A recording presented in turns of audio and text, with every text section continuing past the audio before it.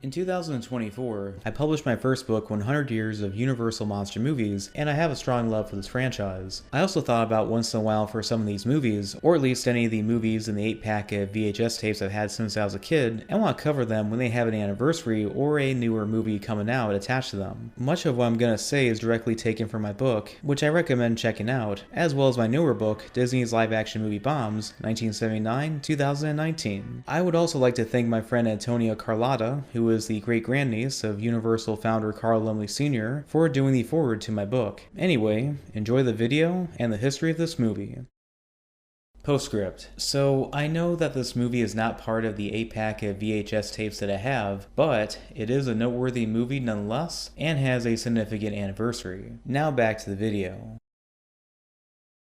With the success of The Hunchback of Notre Dame, Carl Laemmle Sr. got the idea to greenlight another movie adaptation of a French book, and this would be the Gaston Leroux story, The Phantom of the Opera. As The Hunchback of Notre Dame was still playing in some parts of the country, Laemmle Sr. ordered his people to reach out to Leroux to get the film rights to adapt the book into a movie. By late March 1924, it was announced the movie adaptation was going to happen. By June, Universal acquired the film rights to the book, as well as announcing the director and a scheduled production starting date. As construction started on the sets, the writers of the studio would work away on the script. Even before the rights to the book were purchased, the studio had already begun writing a story treatment with confidence that they would get the movie rights. By October 12, 1923, Bernard McCovell and Jasper Spearing had a story proposal that was 11 pages long, but it was not accurate to the book. Their version would have treated Christine as a flirt to many admirers. The Phantom, aka the Opera Ghost, wants box number 5 for himself, but has to fight for it. The first to rent it is scared off with their group. The second brings his wife and a guest, but then this man hears a voice saying that the guest is flirting with his wife, causing the man to chase after this guest in misguided anger. The third and final time where the manager is sitting there to figure out what is going on, and the Phantom retaliates by causing a chandelier to fall in the audience below, resulting in several fatalities. Viscount Raoul Duchesne shows up later in the story and pursues Christine, who plays hard to get. When Eric kidnaps her and goes away, she escapes through the sewers back to her dressing room and changes her mind about Raoul. She wants to run away to get married with him after her next performance, but Eric hears this plot. During the next performance, Eric captures Christine by turning off the lights, and Raoul tries to rescue her. Now with the mysterious Persian, who was revealed to be the ex-friend of Eric, he helps Raoul find the kidnapped Christine. These men fall into a trap while trying to get to the Phantom's location, but the Persian finds a trapdoor. Before the Phantom can throw the switch that will cause the gunpowder to blow up the opera house, these men stop Eric.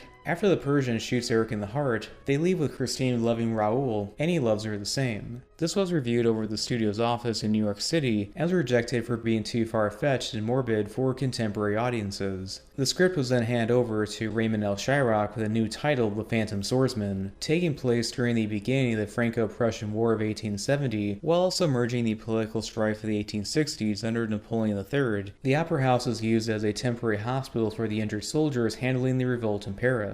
The reason why this version of Eric is disfigured is that when he was a child, he was scarred from a soldier's bayonet, and he spends the rest of the story combating Napoleon III's men. Laemmle Sr. disliked this, as did department heads Mel Brown and Edward T. Lowe Jr. They did not like the creative liberties that Shyrock took, and the lack of scenes of opera performances. With Shyrock out, in his place was Grant Carpenter. After looking at some of the past story treatments, Carpenter made a 10-page treatment that was closer to the source material, while also downsizing the scale to make the production lighter on budget. It was then handed over to Elliot Clausen, who turned his first draft in August 22, 1924, including a suggestion of the studio's logo that appears before the movie to be animated by an airplane flying around the world. Julius Burnham, general manager of Universal City, and studio manager Isidore Bernstein liked the script and were ready to approve it, but under the condition that Shyrock teamed with Clausen to punch up the story with more action. Laemmle Sr. even chimed in and wanted more scenes of the opera house, especially from the play Faust and full opera performances. The shooting script would be written by Clausen and Shyrock, but with many horror scenes would end up being cut from concerns that it'd be too much for audiences. But as Clausen was back as a writer, his ideas would eventually overrule Shyrock, mainly for more expensive set pieces. As the script went through changes, the sets were being worked on. The builders and the construction workers recreated the Paris Opera House's grand main stairway, the carved balconies all around, and its immense auditorium. But with all the news of how much the sets of this production would cost a year before the production began, Laemmle Sr. nearly abandoned the movie project, figuring that it would be too costly to build.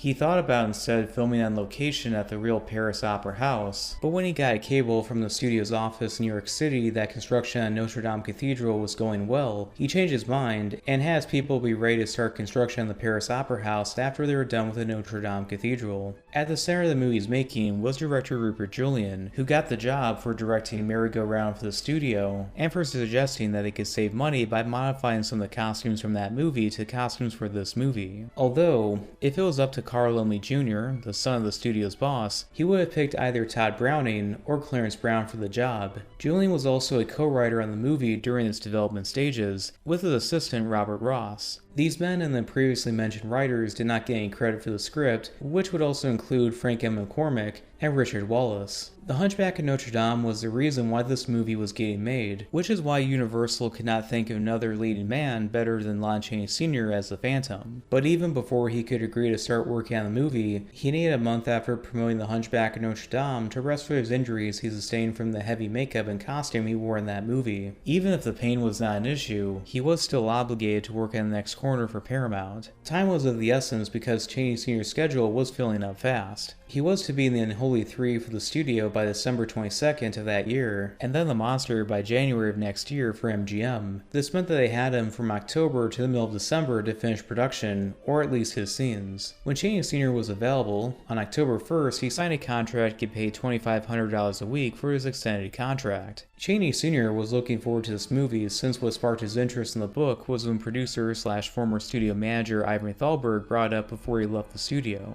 This is why he disliked the early story treatment that played creative havoc with the Gaston Leroux story and had changed by bringing in Grant Carpenter. Aside from getting more power to bring in a writer to redo the story, Chaney Sr. was able to direct his scenes, even though the movie had an official director, and Chaney Sr. would not get credit for his directorial work. He likely would not have done this if he got Eric von Stroheim to direct instead, but the man was busy tending to Greed for MGM in the editing stages. It was a bit more complicated for casting the other leads of the movie, such as the heroic character Vincent Raoul Di Chani and love interest Christine Day. In the middle of summer, the director decided to launch a nationwide search for a leading man. After months of no success, Rupert Julian decided to cast Norman Carey simply because he already worked with him on Merry-Go-Round, and Carey had also co-starred with Chaney Sr. in The Hunchback of Notre Dame as Phoebus T. Chambers. What was more challenging was finding a suitable actress for the leading lady that went into the fall of 1924 as the sets were being built. Many actresses were thought about playing Christine, including Madge Blemley, Lillian Gish, Eileen Pringle, Estella Taylor, and even Patsy Ruth Miller played Esmeralda in The Hunchback of Notre Dame. Then by the following month, Mary Fivelin was picked in the movie. This was out of favoritism by the director, and like Carey, she was also in the previous movie Merry-Go-Round. But even with all the familiar faces, an aspect of the physical appearance of the rest of the cast was the director going out of his way to make sure that the hairstyles of the extras in the movie were correct to the year and country that the story took place in. This spelled trouble for the women since the bob haircut was popular, and the director did not want any of the women who were in that movie to have that hairstyle, especially the women were aristocratic in nature. This caused much worry with many women with us, and wanted to be in the movie so badly that they tried to grow their hair out or change it away before their contracts expired.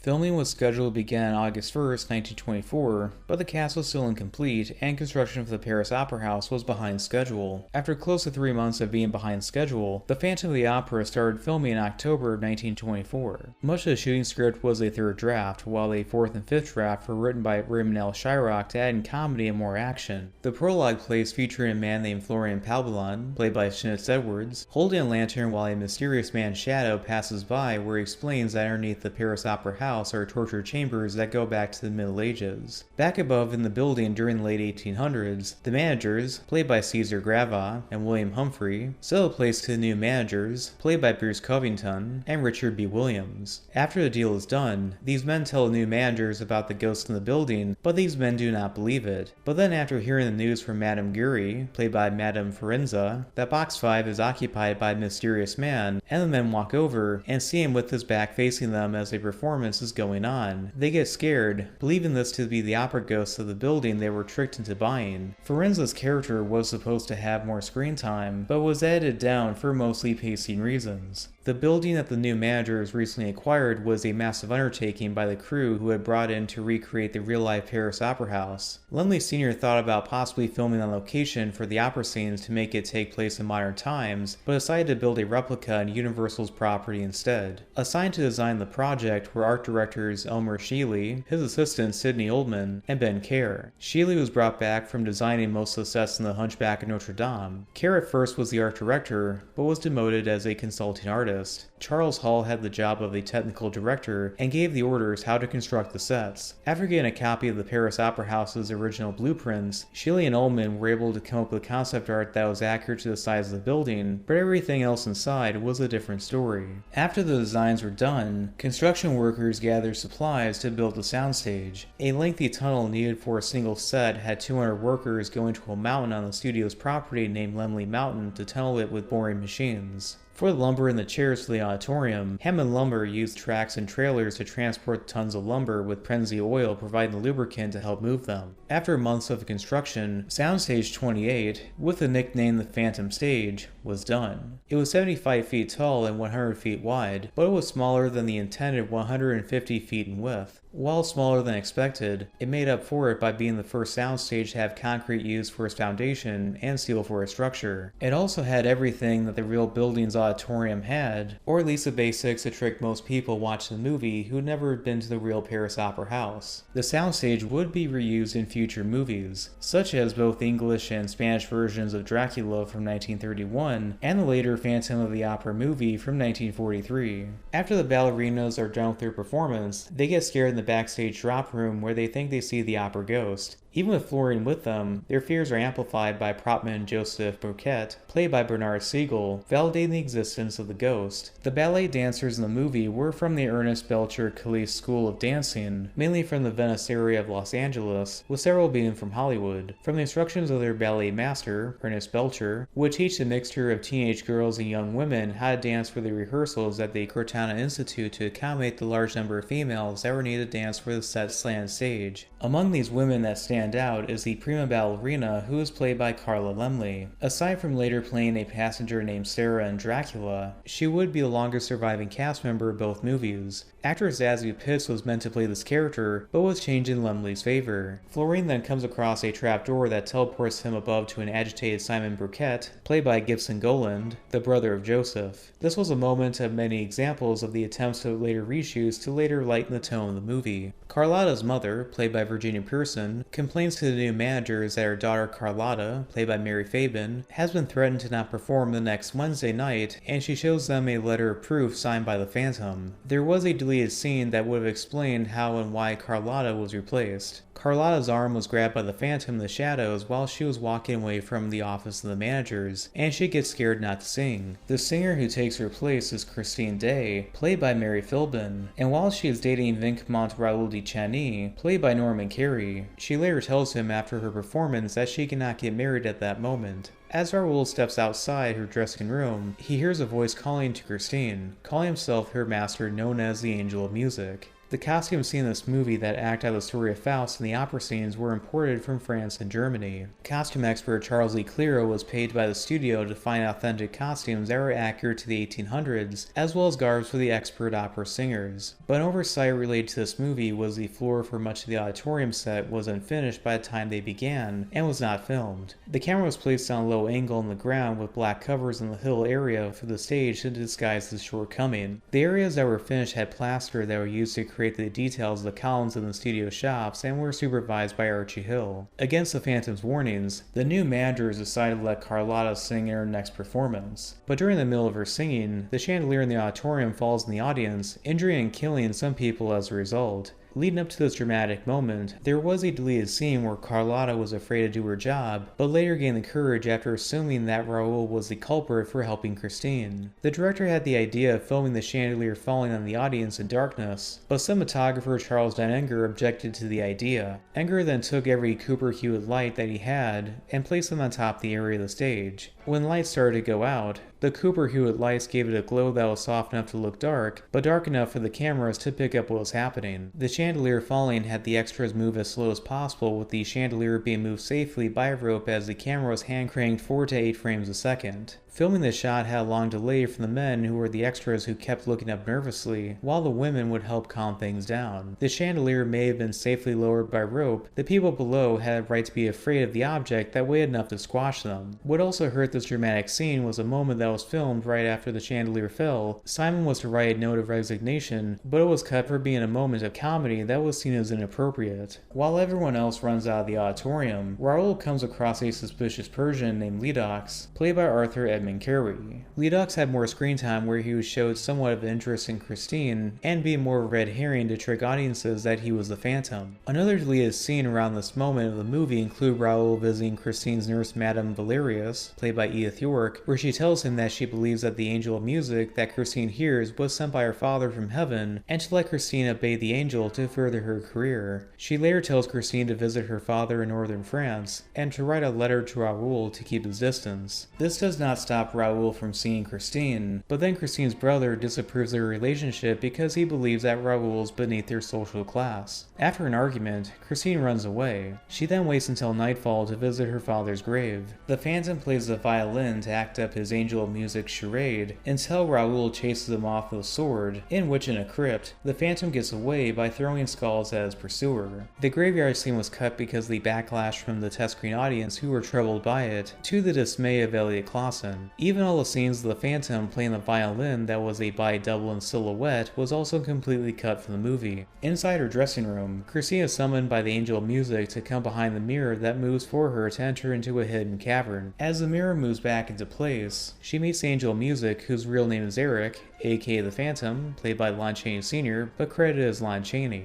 He places her on a horse, directs her through the underground passages in the building, then transports her on a gondola to his lair. All the scenes in Christine's dressing room were filmed in a day, and Eric's name was spelled differently before the re-edits by Clausen. The scene was meant to be longer where the Phantom hypnotizes Christine with the violin, and she is so entranced that she ignores Raoul's words from outside, but all the moments of the Phantom playing this instrument was cut. Chaney Sr.'s character directing Christine around was meta, since Chaney Sr. directed his scenes and was an uncredited director on the movie. Chaney Sr. would direct Fiblin how to act shot for shot. He would be able to do this without audiences noticing because he was wearing a mask tied to his mouth and there wasn't any sound in movies yet. Chaney Sr. also placed a small red ribbon on the wall for her to pay attention to not get distracted. He was also able to talk to her through the scene since she was afraid of doing it. There was no need for her to fear since she was so skinny that the padding she wore underneath her costume to fit her would likely make her float. As for the mask, the script described it as an all-black mask, but Chaney Sr. had it look more like a porcelain doll. Christine gets curious to see what his real face looks like and pulls off his mask. His face frightens her, and this disobedience angers Eric. The unmasking scene was to happen later in the story as a flashback when Christine talks to Raoul again, and in early drafts of script, the Phantom was to be unmasked while playing the violin, not the organ. The unmasking scene was shot early in production, and all of Chaney Sr.'s scenes had to be filmed first because of his busy work schedule. Another thing that was agreed upon with the studio was have Chaney Sr.'s face had to be censored in his Phantom makeup and photos of publicity to keep it mysterious for audiences. At times when he did his makeup at the studio, he would show up wearing a mask made of iron to hide his face for others on set. Sometimes he would do the makeup at home and wore a disguise when he went to work, but the actor was fond of the secrecy since he valued the craft of makeup and acting with it on. Fiblin had a real reaction of fear seeing him in the gruesome makeup and from her co-star's reaction. The look of the Phantom makeup was directly influenced by Andre Castani's illustrations of the book printed by Bob Morell for the 1911 American publication. More than the physical appearance of the character, Chaney Sr. would read the book a dozen times. He would sometimes have typists copy the pages of the book the movie was based on, and he would give them to his co-stars to help them get into character and how to react in certain scenes. Before production, Chaney Sr. studied muscles and bones on the human face and would experiment in his makeup rooms. He also had Enger's camera expertise and Arthur Chandler's electrical skills to experiment with lighting to make his face more dramatic. At first, he had the idea of placing dark makeup around his eyes and placing dark grease paint on his nose on the upper half of his face, wearing fake teeth, and then placing a small ridge made of clay on half of his nose. His idea was that when he was lit underneath his face, he would look like a skull. But Lumley Sr. shot the idea down for looking too scary and too challenging to film with lighting restrictions. All this was part of the time he spent experimenting that took 3 months, and when he would get the final look of the makeup for the movie, it would take 3 hours to put on. There was about a dozen variations of the Phantom makeup, each depending on the camera angles and the distance they were at. In general, the makeup was a mixture of silver and yellow grease paint with putty and various materials. The costume they wore most of the time was a black suit with a high-collared shirt and a bow tie that would be stained with his makeup. He even shaded his hands to look more skeletal and added more gruesome details, and used fishhooks/bobby pins on his mouth and nose to make it look like a skull. But if they were on his face too long, he would start to bleed.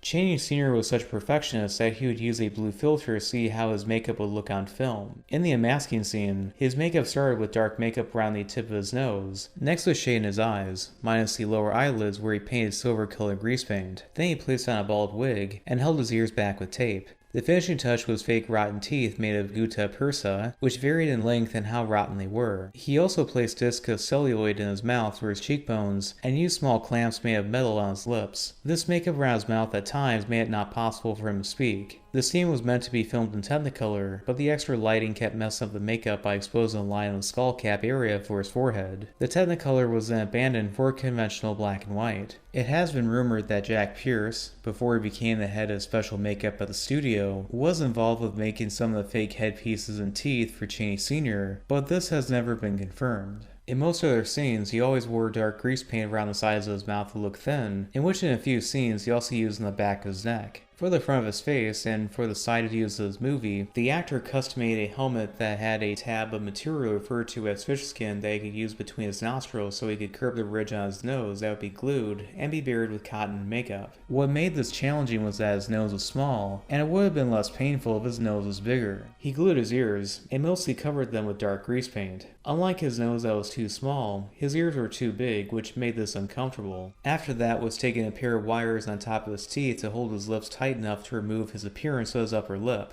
The final steps were drawing wrinkled shades, making cheekbones made of wax, darkening his eyelids, heightening his forehead, and adding hair for every new scene he was in to make it look more dramatic. The fake cheekbones had to be lit a certain way because they would be seen as silly in regular lighting. He did make a fake nose to fit over his own, but he only used this when he filmed the front of his face because it would look too fake in other angles. The high collar cape that was tied to disguise his double chin he had to be tucked down for a more dramatic effect. The unmasking moment was easy for Philbin to be scared in, but what followed her to still act this way was challenging, and she failed to produce tears. After playing sad music that did not work, the director decided to speak ill and sarcastic things about her acting skills. This hurt Philbin, but not enough for her to cry. Chaney Sr. then took a different approach, at least according to a contemporary source at the time, but the real way he got her to cry was worse than what Rupert Julian said, at least according to Enger's recollection, where he came back the next day when Chaney Sr. directing instead, where he went on a staged rant. The tears came, and Philbin's sadness was captured on film. Chaney Sr. comforted her to explain that he did this out of respect to the craft of acting. It was more than just tempers that were tested during the making of the stressful production that usually required 18 hours a day for everyone involved. It would also be a clashing of the egos for both the movie's director and its leading man. Julian and Chaney Sr. could not stand each other as soon as they started working. Julian did not like how much creative control his leading man had on the movie, and the actor would argue creatively with him. A primary example of differing views was the unmasking scene that was different in various prints of the movie. The angles are different because these men had different ideas which angle to film them at. What also did not help was Julian was a perfectionist and redid shots many times. Even just the moment of Philbin's character laying down after the unmasking of the Phantom took 32 takes because the lighting was not satisfactory. Even Ruth Clifford, who played the ballerina in the movie, had mixed feelings about the director. Things got nearly violent with them when Chaney Sr. said he had a personal family matter to attend to, and Julian gave him flack for leaving. What followed would be an argument so heated that the Griffiths had to leave because of how awkward it was, and a rumor went around that Chaney Sr. got so mad they punched the director. As a deterrent, Enger was told to be a messenger between these men to cool things down, but Chaney Sr. continued his grudge by having Enger tell Julian the following.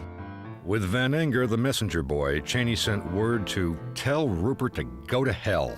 Carey also shared Chaney Sr.'s dislike of the director. When he was riding a white horse for a scene, the director said something that angered Carey, to where the actor retaliated by riding his horse to the director. Julian and the cameras on the platform went flying back as a result. Sometimes the director's wife, Elise Jane Wilson, who had more experience as a director, would embarrass him at times if he gave her flack by basically calling him a barber. But Chaney Sr. also caused problems for other people. Aside from what he did to Fiblin, he played a prank on a cameraman by having him come inside his dressing room. When he was inside, Chaney Sr.'s phantom makeup dramatically turned around and scared the man to where he fell back in fear. But a serious accident happened when a piece of wood by chance fell from a set and scratched Julian's face. When Christine tells the Phantom that she'll be loyal to him, she sends a letter to Raoul to meet at the upcoming masquerade ball being held at the Paris Opera House. At the party, Christine and Raoul meet, while the Phantom, dressed as the Red Death, terrorizes the other guests. Many costumes will be made for this production, with the most elaborate being featured in the scene filmed in late 1924. Chaney Sr. stood out the most in the scene, but in real life, Chaney Sr. was part of the few big actors at the time that could blend in with the crowd. What also made the scene stand out was a film in Technicolor, which was triple the cost of filming in black and white. The first option was a film in the color process known as Prisma that used a trio of basic colors, but it was too costly, and Technicolor won for being cheaper. The other thing that was shown off with the Technicolor process was the foyer. Sculptor Ernest Giebersmith made statues made of plaster to replicate the statues in the foyer and the lobby from the photos and measurements from the real ones. But the set was incomplete, whereas the grand staircase needed a glass mat with other techniques filming the shortcomings. During a day of filming this scene, Laemmle Sr. visited the set along with general manager Julius Burnham and actor Douglas Fairbanks visiting. The director's wife was also there for good luck, and sometimes Julian would bring his dog for good measure. The dog was to have a cameo inside a garden where he buries a bone near the opera house. This moment is not included in most surviving prints of the movie.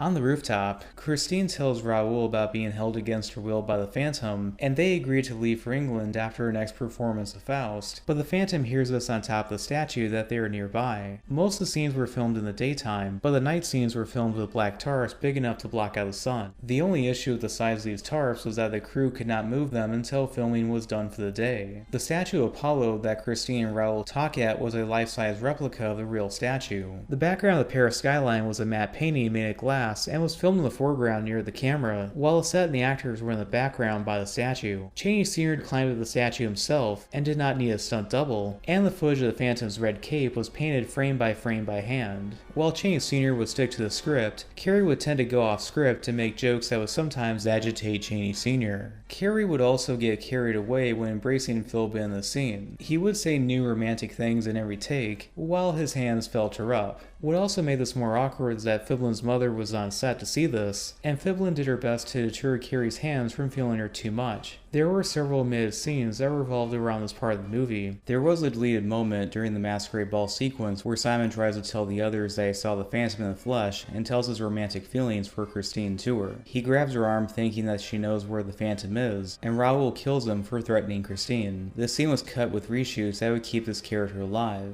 Another cut scene was to show a depressed Eric still in his Red Death costume going back to his lair in his gondola. In a scripted but not filmed scene, the Phantom was in Raoul's bedroom to try to hypnotize and frighten him. The mysterious Persian character Ledox tells the managers that he is a member of the secret police and that he knows the real identity of the Phantom. He reveals that the Phantom is Eric, a musician that was exiled to Devil's Island in French Guiana for being deemed criminally insane and has escaped. An early script draft explained that Ledox knew the man from Iran, and a flashback was to show Eric before he was deformed. Eric would entertain the Sultan there by executing prisoners with hanging and taunting them. But out of fear of his cunning ways, the Sultan ordered Eric to be executed on an anthill, and Eric's face becomes disfigured by the ants. This was in some scripts and in the book, but never filmed. On the night of the performance of Faust, Florin discovers a dead body of Bernard hanging by a Punjab lasso. It is figured that Bernard was murdered for knowing too much about the Phantom, but the lead up to his death was cut from the movie. Bernard heard a violin nearby Christine's room and looked around with the lantern and found a trap door. He tried to get Florin to investigate with him, but the man ran away when he bumped into Ledox. Going down the trapdoor, Bernard snooped around where the Phantom ran away for seeing the light from Bernard's lantern, and the Phantom hung him. As Christine performs on stage, the workers behind the scenes fall asleep from drinks being drugged by the Phantom, the lights fade, and the Phantom kidnaps Christine. This scene and many others in the movie had many cameras to get as much footage as possible, while employing many more people to make the place come to life. Raoul and Ledox then team up to rescue Christine, while Simon wants to avenge the death of his brother, and Raoul's brother Philip, played by John St. Paul's but credited as John St. Paul's, searches for him. Ledox opens a passageway in Christine's dressing room, and they venture underneath the Paris Opera House. The man they run into on their way to the Phantom's lair is a rat catcher who wears a red-colored handkerchief. The actor who played this character is a mystery, but he wore a red handkerchief to look like a floating head. The rest of the floating head trick was the actor wearing black from neck down, while a worker shined a red light on the actor's face. Philip looks around in the subterranean chamber for his brother that sets off the Phantom's alarm system, and finds out that Raoul and Ledox are nearby. He activates a torture chamber that they are inside, which mirrors reflecting light that acts like an oven, while killing Philip looking around. Goland had his son Peter visit the set for the day, and he saw the scene. This torture scene was to also feature animals, such as an elephant, hyenas, a squad of Nubian lions, and a trio of Bengal tigers that were in the first preview of the movie trained by Charles B. Murphy from the studio zoo. Although they would be cut from the movie, these animals would be part of the expanding zoo at the studio. Among the animals was an elephant named Minnie, who was brought in from Kansas City and was to be featured in the scenes taking place in the Middle East in Eric's backstory, but they were abandoned due to rewrites. Another cut moment was footage of the Phantom's desire to kill Raoul for intruding, and Ledox for his betrayal. Ledox finds a secret way out, and they enter a room underneath the Phantom's lair. In the streets above, Simon has figured out where the Phantom hides, and rallies the locals to join him to kill the Phantom. The Phantom redirects water into the catacombs to drown Raoul and Ledox, but a lack of water allows Simon and the mob to run through the area without a gondola. The catacombs before they were mostly drained for the people to run across used 7 million gallons of water to flood the 5 underground cellar sets. The Simon character who leads the charge to kill the Phantom had more to do in the early drafts of scripts, mainly for being more vocal against his bosses, and there was more footage of the mob being gathered that were omitted. Edgar shot the moments the mob ran through the catacombs on top of a platform floating on water, while recording on a Douglas lens with 50 lights placed out of view. The women that were part of the mob in the scene jumped in the cold water with delight, while the men were more cautious. Even Carrie shared his dislike for the cold water with his fellow men. Christine tells the Phantom that she'll do anything he asks if he spares the lives of these men, and the Phantom does so. But the Phantom takes off with Christine when he finds out that a mob is on his way to kill him. The movie ends with the Phantom being chased around the city of Paris, Christine being reunited with Raoul, and the mob killing the Phantom by throwing him into the Seine River. The various endings were much different than what was shown to the public. A few cuts were shown to a test screen audience in January 1925, the first on January 7th, and then on the 26th. The first ending had Christine kiss the Phantom on the forehead, and surprised that she did not die as a result. He then relieves Christine of her promise, encouraging her to marry Raoul, and the Phantom dies playing the organ from a broken heart. When the mob barges in, they find the dead Phantom, and learn of what has happened to where even Simon feels sorry for him. Everyone then leaves the lair of the recently deceased Phantom. This ending was written by Clausen that may have been faithful to the book, but both Laemmle Sr. and the test screen audience disliked it. Conveniently, the ending that Shyrock wrote was also filmed during the original production and had Ledox get out his gun and shoot the Phantom dead at his organ, but this ending was seen as underwhelming. The test screenings confirmed that the Phantom being killed was favored, but comedic scenes and a romantic subplot would be added for reshoots to lighten the tone. The new climax was ordered by Laemmle Sr. to add more footage, but Julian would have no part of it.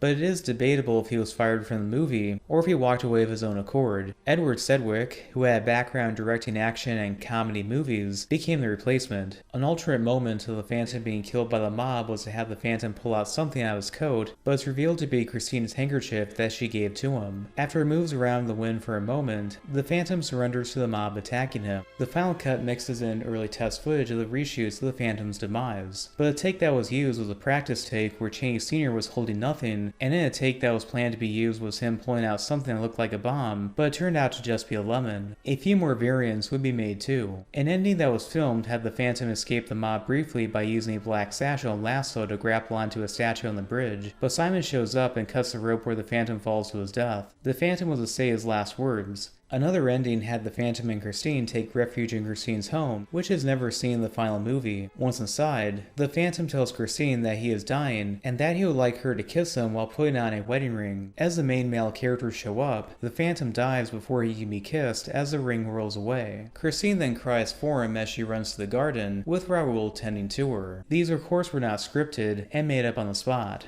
The production of The Phantom of the Opera originally finished filming on Christmas Eve 1924, but this movie with up to 4,000 cast members and an opera house set that cost $750,000 to make was not over yet. Because of the negative test screen reactions, Burnham, who was the general manager at the time of the movie's production, was messaged by Laemmle Sr. that he was out of a job and that John Ray will now have it, but Ray lacked the experience to competently oversee the edit. He was shortly replaced by Robert Schrock, with Schrock overseeing it. Sedgwick added Viola Vale as both a ballerina and Christine's maid, and Chester Coughlin as an orderly, or more specifically Raoul's valet, for comic relief. Ward Crane was brought in to play Count Rubov, a Russian ambassador who liked Christine, and pistol-dueled Raoul for her affection in a subplot to make the movie more romantic. Because of the reshoots, doubts started springing up in the press that the movie was not going to reach the planned spring release date, and that it could be delayed later that year. These reshoots caused the movie's release date to be pushed from its intended February public premiere in New York City at the Metropolitan Opera, in which it would refuse to hold it regardless. Chaney Sr. and Philbin went on the radio to talk about the movie to help save face. A new cut was screened on March 9th in Los Angeles, California, and later on April 26th in San Francisco at the Curran Theater. The San Francisco premiere at the Curran Theater drew Chaney Sr., Carey, and Philbin, and the movie's director Julian by arriving on a last-minute plane ride. But when Chaney Sr. watched the movie, he was not happy with it,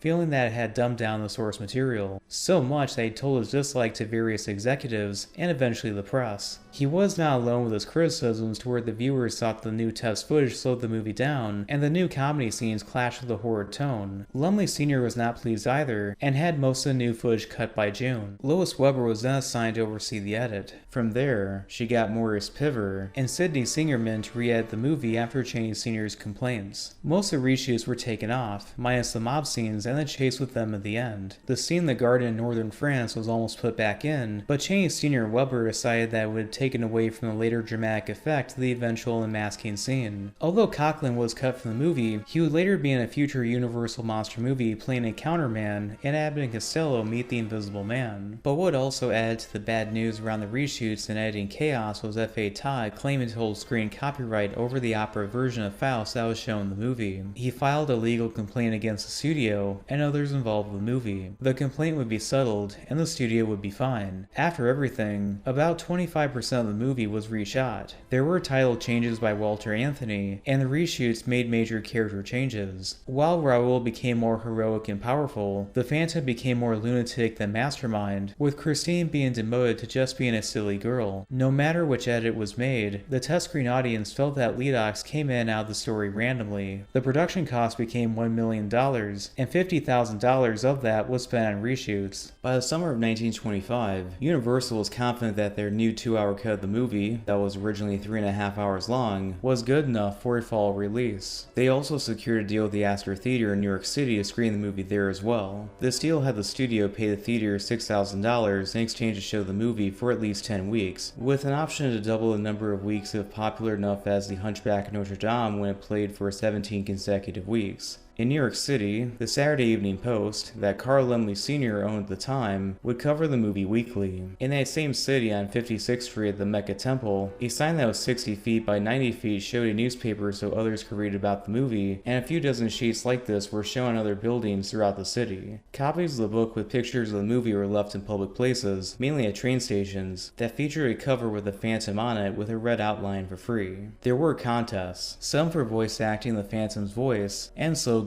for the movie. Other times include a Phantom newspaper titled Phantom Magic Newspaper that include everything from magic tricks, games, puzzles, illustrations, and so on and so forth based on the movie. A book was also published so readers could purchase a magic London sheet tinted red sold by the studio to reveal hidden pictures, while the publishing company Grosset and Dunlap printed a novelization of the movie. Gimmicks also included Venda hairnets that people could wear to prevent their hair from standing up in fear, Mary Fiblin advertising shoes, Norman Carey wearing a straw hat that was Phantom related, and all sorts of products with the Phantom's name on it. These include everything from candy, model radios, and lip rouge. Kodak sold Eastern graphite cameras that were claimed to be the type of cameras used for the film. A red silk known as Phantom Red made by the National Association of Textiles was popular. Phantom Red was also the name of some lipsticks and cosmetics sold by drugstores. Pairs of Phantom Red ballet shoes were sold by Cabasco's Ballet Shoe Shop, and the Saks Fifth Avenue store sold Phantom Red velvet evening opera pumps. Many department stores filled their window displays with a book that the movie is based on, costumes featuring the movie, stills from the movie, and even pages from the production script. Welser Organs also had displays of the opera Faust from the movie for the music of the opera playing inside their store, which almost never happened if F.A. Todd had his way. The studio even offered the Navy a copy of the movie to be shown in their blimps. But this was abandoned after the eventual realization that helium from the airship and the nitrate from the film would be a disastrous mix. Then came the premiere at the Astor Theater, where red robes were placed all around the lobby entrance to the auditorium, and the rest of the lobby's walls were covered in plaster that looked like the underground dwellings of the Phantom. Then over at the Los Angeles premiere on October 17th, the theater that showed there was covered with billboards and posters, with an electric marquee with gold-colored light bulbs on top. The lobby sides have red velvet plastered on its sides, and chandeliers hanging to distract people waiting to enter the auditorium. The Aldine Theater over in Philadelphia also screened the movie, whereas like the previously mentioned movie theaters, they also showed off their marketing for the movie. Despite the rain, many New Yorkers showed up to see the stars, and the police closed off traffic in Times Square on Sunday night. At the Los Angeles premiere, a squad of local police arrived early in the morning to keep the crowds under control, and back for the safety of the stars later that night. As soon as the cast, crew, and other celebrities began to arrive, the theater's employees set up side barriers at the red carpet, and they fired up the spotlights to begin the premiere in New York City. Among some that showed up were some of the people who worked on the movie, including the main cast and the movie's director. Of course, the one who would stand out was Lon Chaney Sr., who took his wife Hazel Hastings. Unlike a few years ago, where Chaney Sr. was nervous at the premiere of The Hunchback of Notre Dame, the actor was the opposite of this event. Just before the movie played, a performance was acted out. The first had 40 people acting out in the masquerade scene all dressed up while they run to the people in attendance coming to escort them to their seats, then running back to the stage. This was then followed by a jester who introduced the screening's conductor dressed as the movie's title character. Ballet girls danced to act out a scene in the movie with flowers around. This embarrassed Chaney Sr., especially when a few flowers were tossed to him. Next were a few moments from Faust, with it concluding with the conductor playing the violin. The performance there was nearly identical to the one in Los Angeles a month later. Even with the movie getting delayed, the hype for this movie was still high, and the advanced ticket sales hit $10,000. When The Phantom of the Opera was released to the public, it made an immense amount of money, especially the Astor Theater where it raked in daily profits. Months later, the movie would still get mobs of people to come see it, especially in major cities throughout the country. Even near the end of the year at the Jewel Theater in Nebraska City and Grand Island, it would break records with ticket sales for showing it there. As for the critics at the time, they were mixed in their feelings. They liked the movie with a spectacle, and Chaney Sr.'s acting in conjunction with his makeup work, but admitted that the story felt a little disjointed, and the movie's lead lady could have been better. Another minor issue was distributing the movie over in the United Kingdom, where there were concerns about the movie's horror content. Although the British exhibitors were fine with this movie, and Universal was confident in this. But when James V. Bryken arrived at the movie in England, he was met with 100 soldiers, and a military band led by Colonel Burrell to safely escort him in the movie. 50 of the soldiers continued on to Waterloo Station